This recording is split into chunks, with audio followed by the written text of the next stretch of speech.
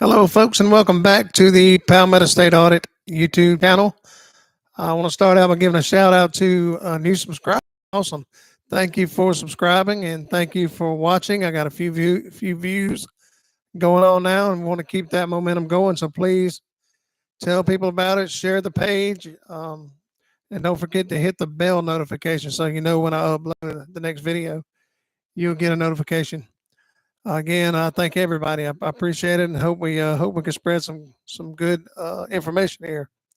Is the game plan. I posted today that I would go live tonight about this.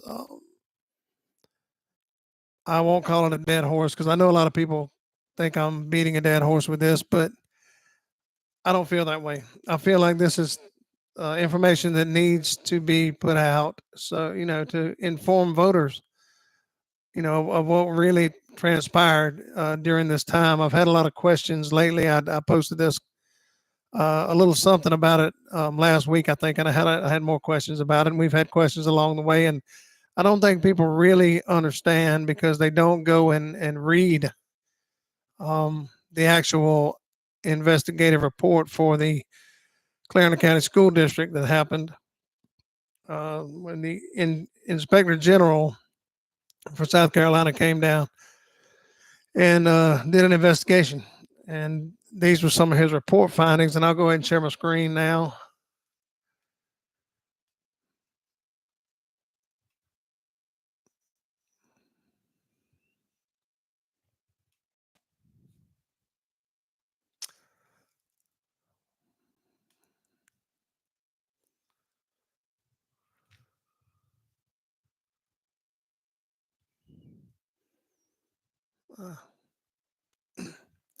That caught me off guard, but hopefully y'all are seeing that. This is looks to be page 6 of the report, and this was a post I made a year ago, and it popped up on my feed today as a memory. So I'm actually I just shared it again today, and I put it back out there, and decided to talk about it some tonight with everybody. So this was the findings page, and from finding number 1 here, we see that the Inspector General's report determined that the district board failed to adhere to Act number 106, Section 3B, and district policy bid for the period of 15 months, April 21st through June of 2022. I'm sorry, April of 2021 through June of 2022. When district trustees received compensation in excess of the monthly limit of $450 as set in the consolidation legislation and policy bid, which means they exceeded the amount of $450 they get per meeting per month, or per meeting, I guess, if they have more than one meeting in a month. And the SIG further determined that district board members received compensation for meetings that members did not attend in violation of South Carolina Code of Laws, Section 59-1-350, District Policy Bid, and South Carolina Legislation Act number 106 of 2021. I think that's what I got. I kind of got it struck through there, a little hard to read, but at any rate, that happened, and they basically received funds for meetings that were not attended. So I'll blow that up a little bit. Hopefully, I can read it better. As of 10/15/23, the district was owed $22.50, resulting from overpayments on board member compensation for board meeting absences. And I can only assume they paid this back because nobody, obviously, you guys can probably see why, that no one wants to talk to me, and nobody's called me and informed me of how this these got, everything got paid back, when it got paid back, and it showed nobody's produced any receipts from any of this. So it's not a big deal for them. It's just a big deal for us. So I just think, we need to understand, because there was a lot of misinformation, if you will, put out there.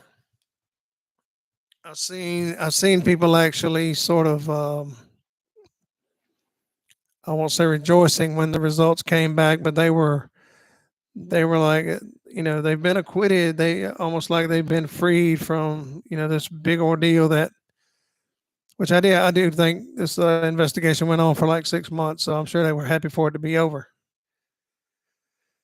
But I would definitely not have been celebrating these findings if I was a member of the board or the school district. It's in the school district administration. Understand that I'm not referring to teachers and faculty and staff within the schools. I understand y'all have a job to do, and y'all do the best you can, and that's not everything in here is talking about admins and above. This is the district office and above, and the board of trustees is where this occurred, and maybe some departmental stuff, athletic stuff I see here, and we'll go through that in just a minute. But I'll go over to this chart real quick. We're about to hear 1 second. And,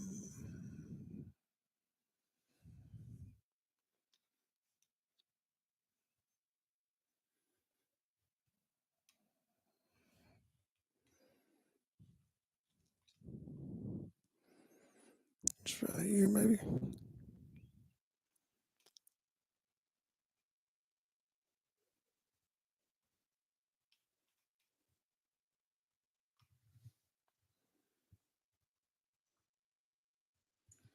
Yeah, I figured I'd have to reshare my screen again.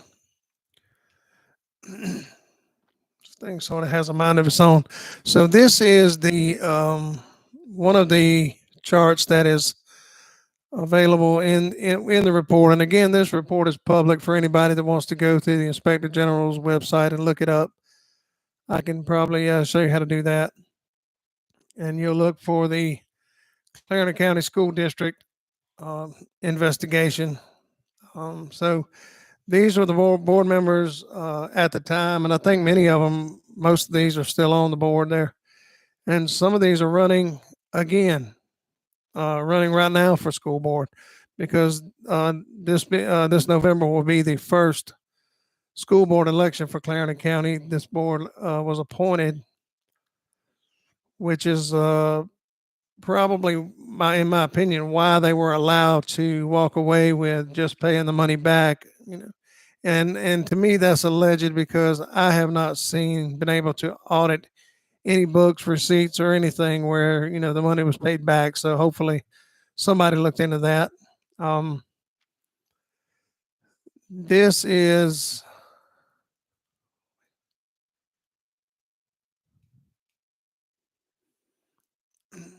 the funds that were allegedly overpaid, according to the IG's report. Again, I didn't see. All I see is what he said in the report. So I'll say that he came up with this chart, and the amount that each individual here was overpaid. I do not know how the payment, is just set up. I heard, and I hate to say I heard, but that they were overpaying themselves. And I don't know. And again, they can say anything here, I would assume. And we didn't mean to do it 15 times in a row, because on the last sheet that I had up, it said it was for a period of 15 months, if you remember. And the 3750 amount at the top, just to give you all some idea of what happened there. 3750 divided by 15, So that individual was getting an extra $250 a month. And I don't know what to say about it, but I just know that if any of us regular citizens would have done this, you know, we would have been um, probably ridiculed through the legal system here, and probably on probation, possibly on probation, maybe washing fire trucks and police cars, and having some counseling sessions at $150 a pop. And it's just I just believe in accountability, and I see it sort of it's gone. I mean, there's really, we've tried to report things, we've tried to talk to people about things, and there's really not a whole lot that you can do about some things that happen. And even in this case here, we found that this amount of money, which totaled approximately $24,300 of overpayment and payment for, find this other. I don't like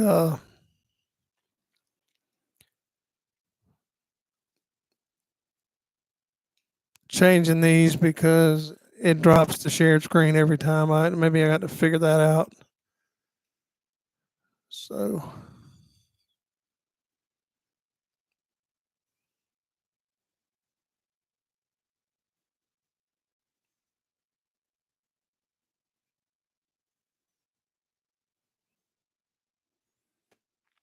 hopefully y'all can see that pretty good. And this was the monies. It says the up top here, the SIG, that's the State Inspector General. Sorry, State Inspector General determined that certain board members receive compensation for meetings not attended. Column A sets forth the compensation paid to district trustees for meetings not attended or not held. The district did not have a plan for repayment of funds for meetings not attended by trustees. I don't really understand that. I mean, to me, that last sentence says they didn't have a plan for repayment of funds. So did they just not pay it back? I don't know. I don't know what that means exactly. It didn't go on to say they created a plan and the funds were repaid. But either way, that was another $2,250 part of it right there. And to me, like I said, if I took that kind of money, I would have to answer for it.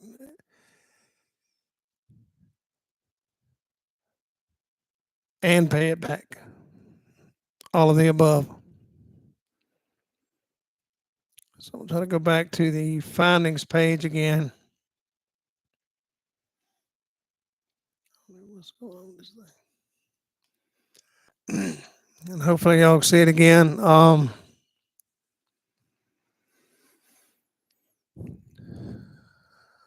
For findings one, they recommended for the monies being overpaid and taken without going to the meetings. Recommendation number one, the district should establish and implement a collection plan for all outstanding debt owed to the current district by the current district trustees. Now, we don't know because we're not in the loop. They may have handled that in executive session because they love executive session. Every meeting we have executive session, every single meeting's my understanding. I don't go to the meetings because I feel a little threatened by certain individuals, and I guess understandably so. But they absolutely love executive session, so maybe they worked out a payment plan in executive session.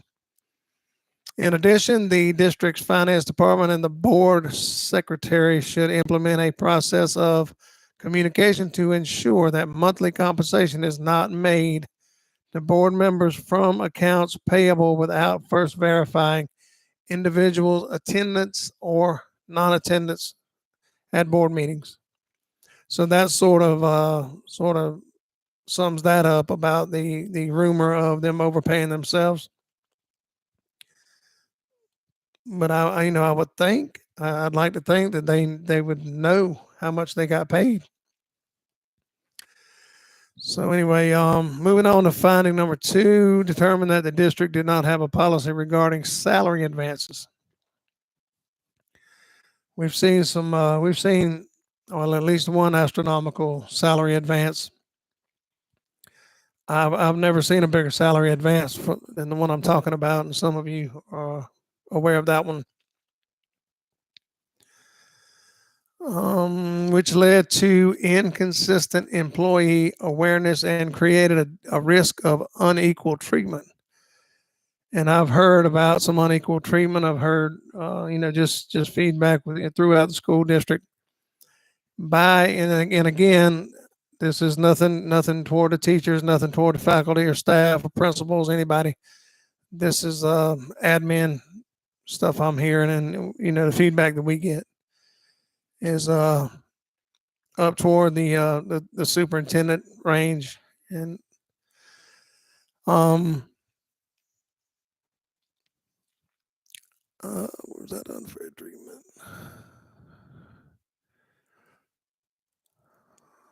The SIG determined the district superintendent verbally notified the board that the practice of advancing salary to staff was terminated.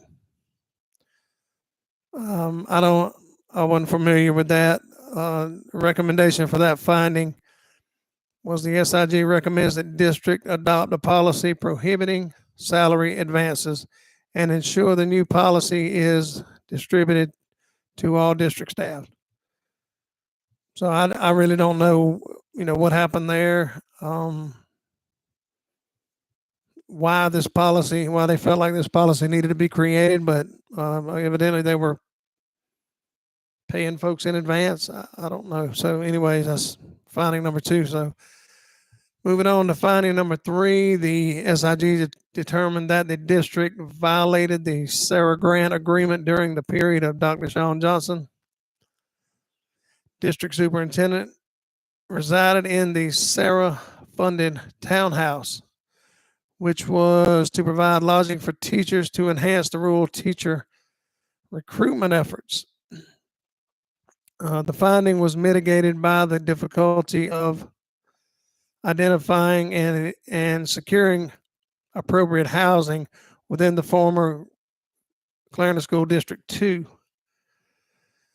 No further action is required as the superintendent vacated the premises and repaid the rent for the period occupied. And I'm just guessing that they saw the receipts and saw where he repaid the rent. As much as he makes, he's also he's side hustles going on. He should have had the money to rent a place, and I think there are places for rent around here. There was that. They didn't share any numbers on that, how much he had to pay back or how long he lived there. And it may be somewhere, but I'll see if I can look that information up and post it as well. Finding number 4, the SIG determined that district lacked adequate internal controls over the athletic program in the following areas. Inadequate internal controls over the expenditure of athletic equipment totaling $742,500 created a risk of fraud, including funds totaling $33,500 that were not used for the purpose designated for those funds. I didn't hear of anybody being terminated for this. Maybe they were. I'm not in the know like that. I just try to stay involved, to bring this to people that can dig it up and can find out. And I'm sure some folks know already exactly what happened. But again, school district admins, they don't want to talk to me much. So until they call me and let me know what happened, I really can't tell you.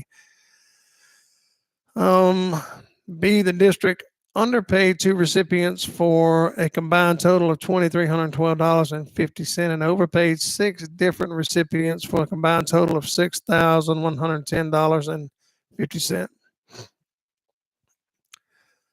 C, the district's tardy submissions of eligibility rosters to the South Carolina High School League in 4 sports resulted in waste of $200 and a risk of $20,000 fine. Now, again, anytime public officials, public entities of any kind, whether it's cops or whether it's school districts or whether it's, you know, it could be your senator, it could be your representative, it could be anybody that gets sued that works for the public. Let's take, say, sheriff's department, for example. If they get sued over anything, if they get sued over something anybody does, or they hurt someone or they did something wrong and they get sued for it, there is a club called the Association of Counties in South Carolina, and they step in to defend these people. Whoever and whatever the issue is, they step in to defend them. And they use our tax money. If I'm the one suing them, it's a racket. If I'm suing them, they fight me with our tax dollars. They fight us with our tax dollars. And then if we win, they pay us with our tax dollars. So it's a lose-lose for us. I mean, either way, if I ever did sue the county or the state, I'd end up giving it back because it'd be kind of pointless to have, in a sense. I don't know. It's weird, but we don't have access to those astronomical funds that they do. Even though we put it there, they can use it against us, but we can't use it against them. So yeah, that's where they got us anyway. I think I'm on D here. The district lacked appropriate documentation for 320 certifications for 83 coaches for fiscal year 22-23 in violation of the South Carolina High School League, I think that was, requirements, which created a risk to students' safety and well-being, a risk of civil liability, and a risk of CCSL fines totaling $32,000. So these sound like some pretty serious violations. And again, I'm not familiar with all this. These people that we have right now, the people right now, some of them again are running for school board. They are the ones that should be taking care of this. These guys are attorneys. A couple of these guys are attorneys. They are the ones that should be making sure that this stuff is in place, that this is what's happening. I couldn't begin to tell you how to do their job, and I promise you they couldn't begin to tell me how to do mine. And apparently the IG is helping them along. So hopefully they learn from this and they got this stuff in place now, and we're not risking student safety and well-being, because you can't put a price tag on the student safety and well-being, as we know, and $32,000 at-risk fines. I mean, they could have been fined. I don't think they were. And E here is the SCHSL's failure to audit coaching certifications created a risk of student health and welfare. So understand, if these these coaches are not qualified to the extent that they should be to tell kids how to play football and how to play baseball safely, how to play volleyball and soccer and whatever else safely, then they could be sued. And again, if we sue them, they fight us with our money and they pay us with our money if we do win, if we happen to win.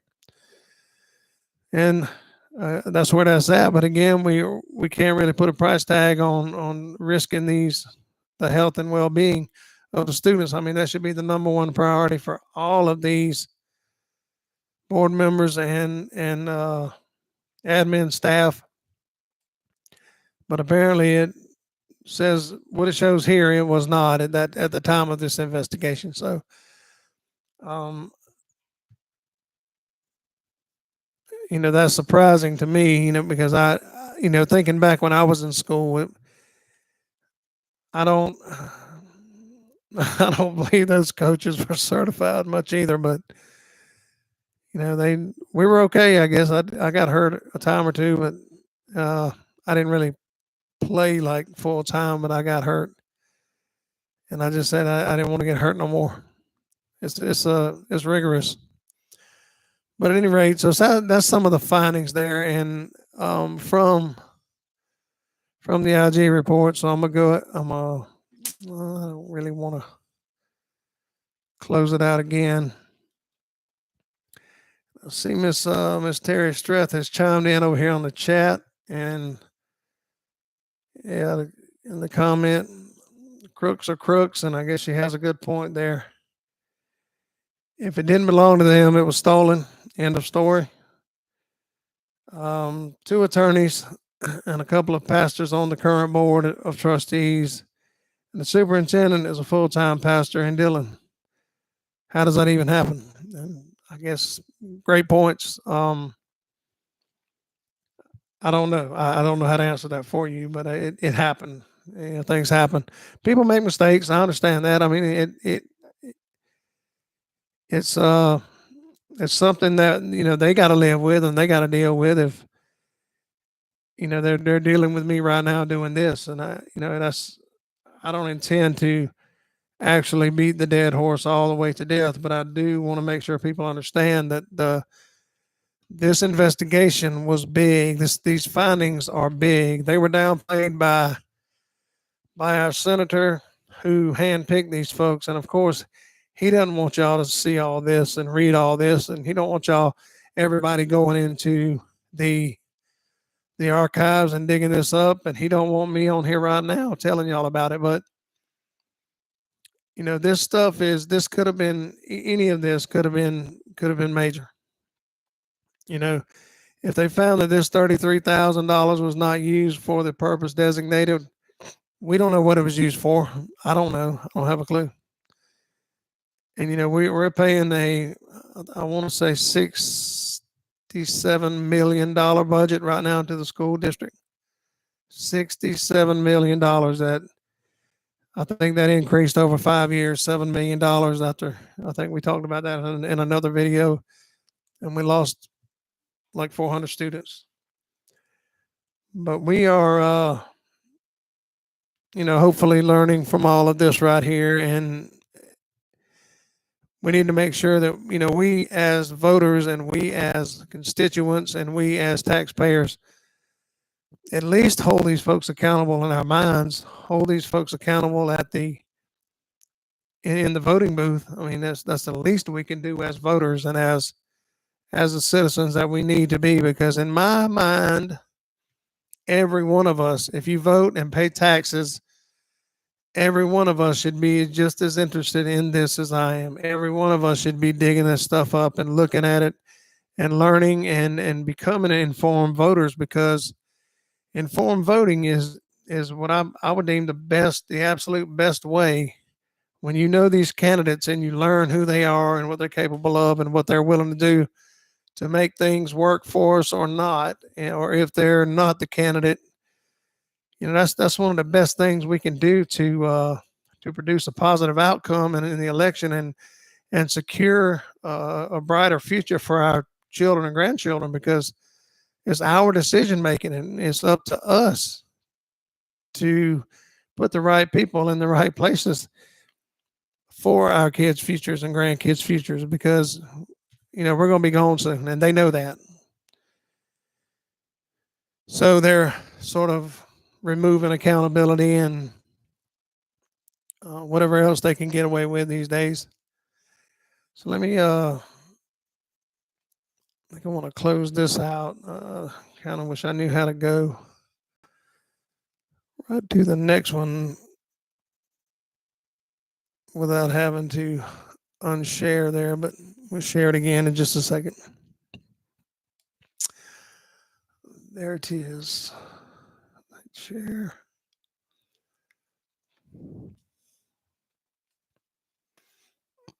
And these some more recommendations for the athletic department findings. Recommendation number 4, the SIG recommends that district athletic department approval be required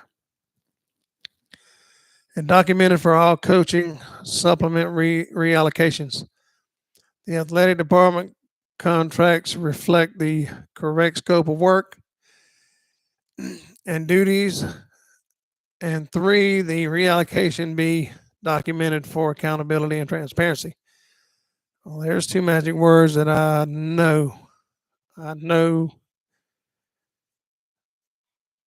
I'm 99.9% sure that our school district administration does not like is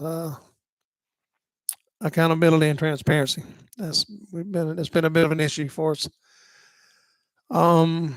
This number 2 right here sort of caught my eye. That I understand that it says the athletic supplement contract. So when you sign a contract with a coach or athletic supplement, I guess that's what they're calling that. Their contract's got to reflect the correct scope of work and duties, and I would think it should reflect the the education level or the certification level also. That's a big deal, because if we're not giving clear, concise information and expectations to these people, they sort of do what they want, right? They make up their own program. I know we have to, in my business, we have to draw up very extensive contracts and very detailed contracts, or our company ends up losing lots of money. So that has to be done. That's pretty serious right there to me. That really stood out to me as something that, if they were not doing that, it very could have caused some big problems at the time. So, and hopefully they start working on that accountability and transparency. We would love it, because we've been begging for it. Recommendation number 4C is the SIG recommends that the district establish internal controls to ensure sports eligibility rosters are timely submitted to the SEHL-SL. And again, that is, I think that was, if they're not doing, they're in this league, if they're not doing their part, it seemed like they would be fined for not doing their part, or not submitting things on time, and not, being where they need to be as a league member. So we're probably, if they are being fined or whatever for tardiness or whatever goes on, then we're paying for that as well. Recommendation number 4D, the SIG recommends that the district implement internal controls to ensure required coaching certifications are completed and documented. We discussed that in the first recommendation number 4 up there. That the certifications should be on file. We should be able to get them anytime we want them. To maybe have to send a FOIA request, but we should be able to get them when we want to look at them. And I recommend we do. If your kid's playing football, if your kid's playing baseball, if your kid's playing soccer, volleyball, softball, tennis, whatever, ask about that. I mean, I don't know this is public school, and I understand that they may not be able to get the exact people to fit the exact bill or the exact description here, but I think they should get somebody pretty close, or at least try, and then work on getting them certified or something to that effect if need be. That's what I would do anyway. I mean, I'm not a like, again, I don't know how to do any of this. I'm not a school person, so. But reading this is pretty cut and dry, because I can relate some of it to my line of work. And then we get another finding here, finding number 5A. The SIG determined that the district's failure to drop 36 students with more than 10 consecutive unlawful absences from the fiscal year 22-23 membership rolls violated the South Carolina Code of Regulations 43-172 I maybe 0.8.6 and 43-172 I.8.2, which resulted in excess claim by the district of $128,493 in state aid to classroom funding in violation of South Carolina Code of Laws 59-20-40. 1A, no further action is required as the SCDE, South Carolina Department of Education, will reconcile the excess funding on day 45 of fiscal year 23-24. Again, I would have to dig in to find out if that happened or not. They don't involve me in any of it for some reason. But that's that what that means is that when they didn't take the kids off the roster, the money kept coming even though the kid was not in school. 36 was it? Yeah, 36 students total, and I don't know what we're getting then. I think we're getting like 17,000 per student now. So we were probably in the $15,000-$16,000 range in 22-23, maybe 14. So they kept getting all that funding, for the students. It's 128,000, and my understanding is there was more than this. There was a $300,000 number somewhere, and I'll have to get all those details one day and go back and discuss that.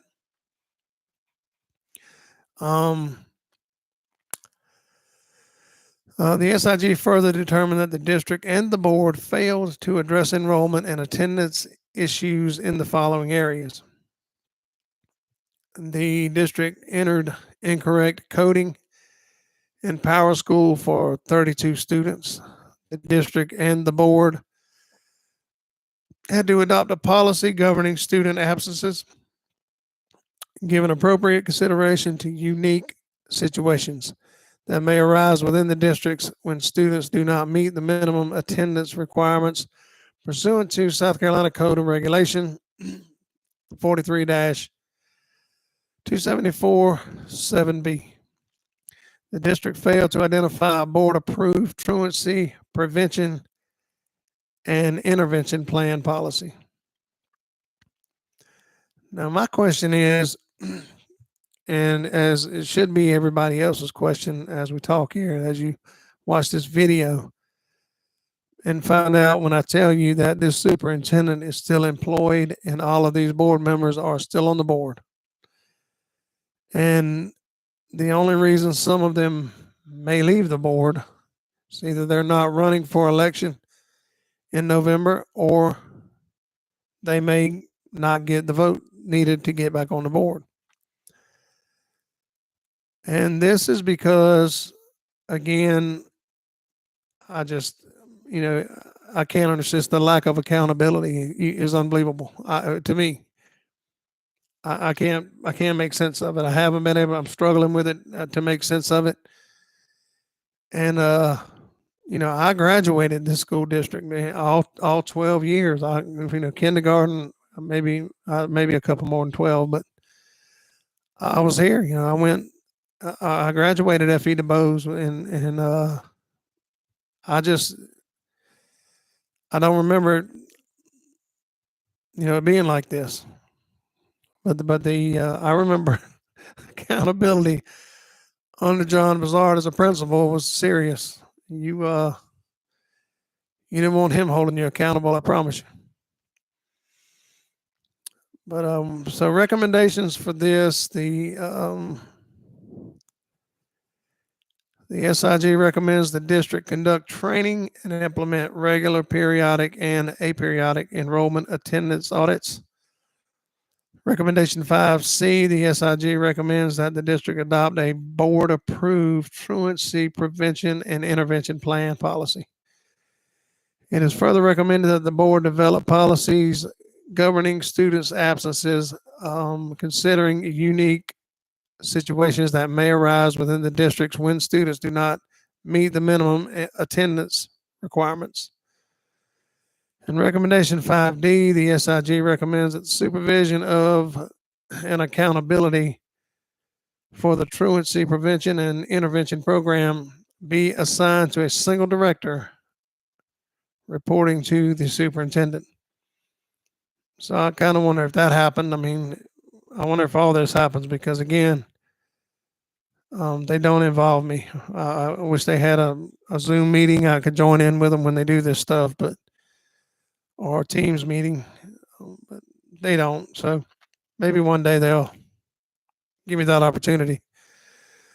Finding number 6, the SIG determined that the failure to close the 4 unattended active accounts at a time of each consolidation created a high fraud risk for the funds totaling $213,000, $213,060.28.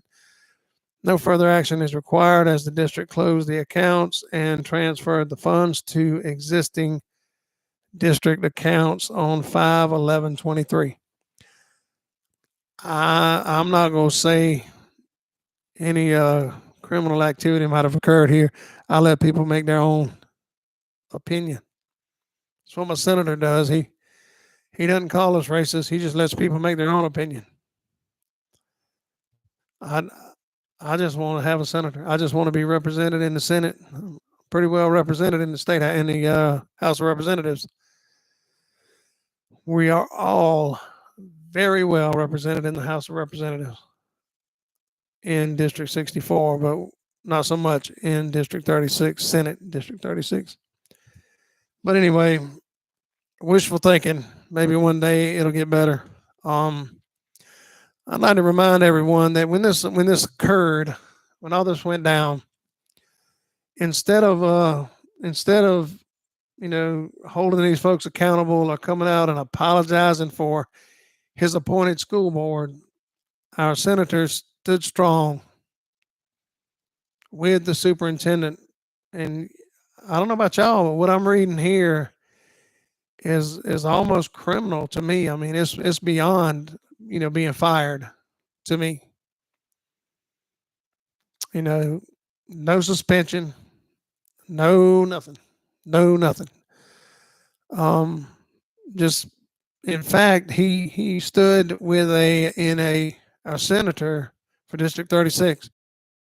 He stood with the school board and the superintendent in a press conference on maybe IS. I don't remember the reporting source, but he stood with them and like he was angry that this had occurred, that these findings that came out. He said there was nothing done wrong. There was no misappropriation of funds, and he just says things and he tells people what he wants them to believe, and a lot of them believe it, unfortunately, just because he said it. And that's not the way senators should handle business, in my opinion.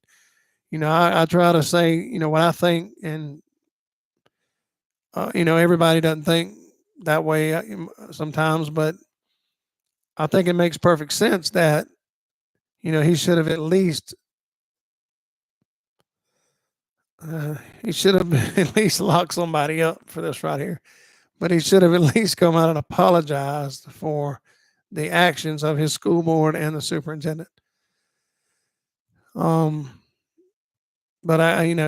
again, I can't make them do anything. They're just kind of running. And after this election, the school board will be autonomous. And they currently have to request funding from county council, and county council has to approve their budget. And after this election, that will not be the case anymore.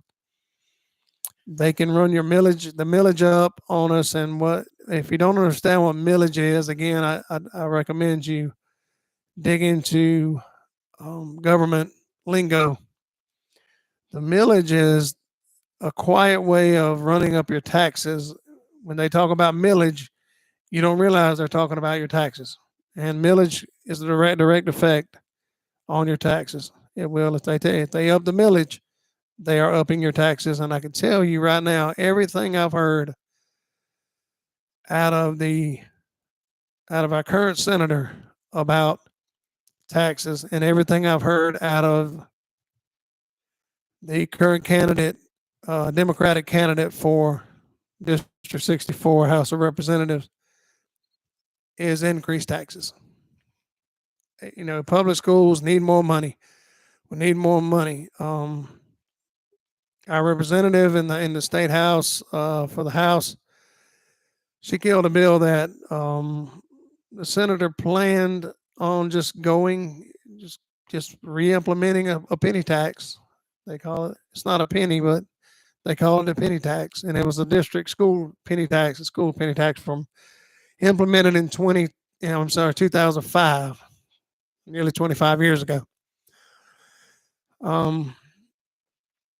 So she stopped it because she wanted to know what we wanted to know. She wanted to know. I would have definitely asked this question. I didn't have to ask her because I didn't have to find out from that way because she wanted to know. Several other folks wanted to know what this money was being spent for. What's it being used for? I don't know the math on it, but I want to say $4 or $5 million a year produced.